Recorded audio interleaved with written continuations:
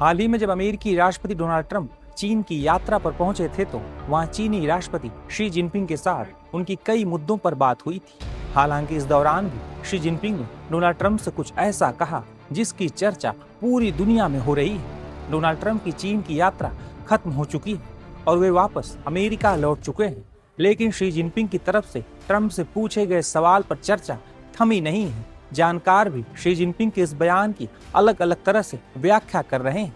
दरअसल Xi Jinping ने Donald Trump से बातचीत के दौरान पूछ लिया था कि क्या चीन और अमेरिका थ्यूसिडाइड्स ट्रैप से ऊपर उठकर सहयोग और स्थिरता का एक नया मॉडल स्थापित करने के लिए तैयार हैं। क्या दोनों देश वैश्विक चुनौतियों से निपटने और दुनिया में अधिक स्थिरता लाने के लिए हाथ मिला सकते हैं। क्या दोनों देश लोगों की भलाई और मानवता के भविष्य को आगे बढ़ा सकते हैं और मिलकर द्विपक्षीय संबंधों के लिए एक बेहतर भविष्य का निर्माण कर सकते हैं। जैसे ही थ्यूसिडाइड ट्रैप से जुड़ी जानकारी बाहर आई, पूरी दुनिया में इसकी चर्चा होने लगी। आइए पहले समझते हैं कि आखिर थ्यूसिडाइड्स ट्रैप कौन सी बला है। दरअसल थ्यूसिडाइड्स ट्रैप वैश्विक राजनीति के लिए इस्तेमाल होने वाला काफी चर्चित मुहावरा है। प्रोफेसर ग्राहम एलिसन ने इस मुहावरे को और अधिक लोकप्रिय बनाया। एलिसन ने प्राचीन यूनानी इतिहासकार थ्यूसिडाइड्स के लेखों से इसे निकाला।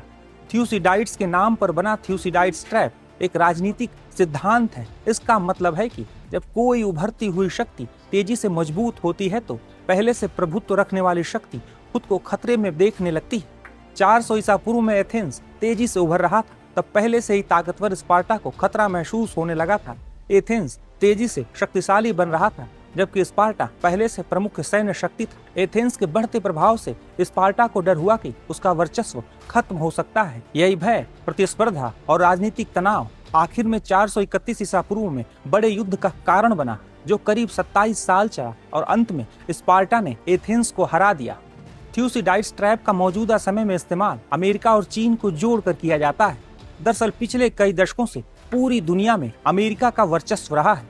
अपने वर्चस्व को बनाए रखने के लिए अमेरिका ने जो चाहा वो किया। हालांकि वो अब चीन से खतरा महसूस करने लगा है। अमेरिका 20वीं सदी के मध्य तक दुनिया की प्रमुख महाशक्ति के तौर पर स्थापित हो चुका था। इसकी नींव 19वीं सदी में औद्योगिक क्रांति के दौरान मजबूत हुई, जब देश तेजी से आर्थिक विकास की ओर बढ़ा। प्रथम विश्व युद्ध के बाद अमेरिका की आर्थिक और राजनीतिक शक्ति में और तेजी से वृद्धि हुई, लेकिन वास्तविक महाशक्ति के रूप में इसका उदय द्वितीय विश्व युद्ध के बाद हुआ। युद्ध के बाद यूरोप और एशिया के कई देश कमजोर होते चले गए, जबकि अमेरिका की अर्थव्यवस्था और सैन्य शक्ति काफी मजबूत हो गई।